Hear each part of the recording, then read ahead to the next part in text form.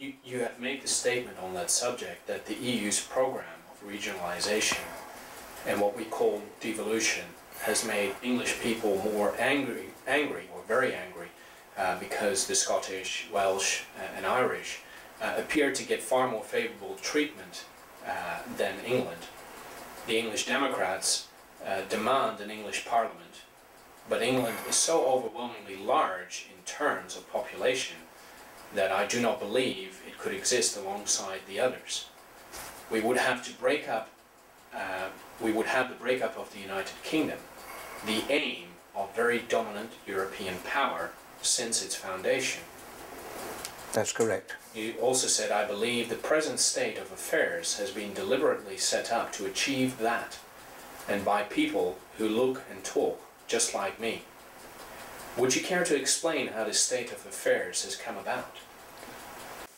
Well, it started, the regionalisation of England started under the Conservatives when regional government offices were set up and the boundaries of the regions were delineated. Completely artificial areas that had no historic administrative existence in England before, because the grants coming in from the European Union, which by the way just mean that we get some of our own money back, are all administered on a regional basis and not through the central government.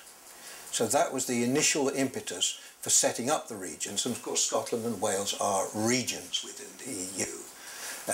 That is one reason why they exist as such.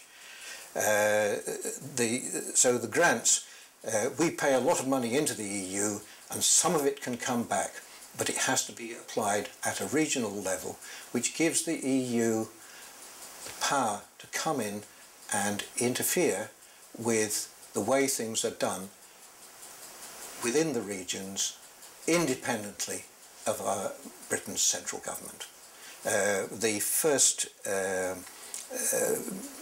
minister in Scotland, when devolution was created, was asked at one time, I heard him on a radio programme, they said, do you get much interference with London? He said, well, I spend more time in Brussels than I do in London. So there's no doubt about it. This is a deliberate means to create what they call perforated sovereignty. And how would you see the future of this perforated sovereignty? Well, I hope to see the end of it in my lifetime, and to see a return to lines of communication between the electors and their government which are direct and responsible. We could have various forms of powers within the United Kingdom devolved. It wouldn't matter if we had a sovereign government and that was a clear, clean, straightforward arrangement, but it's not.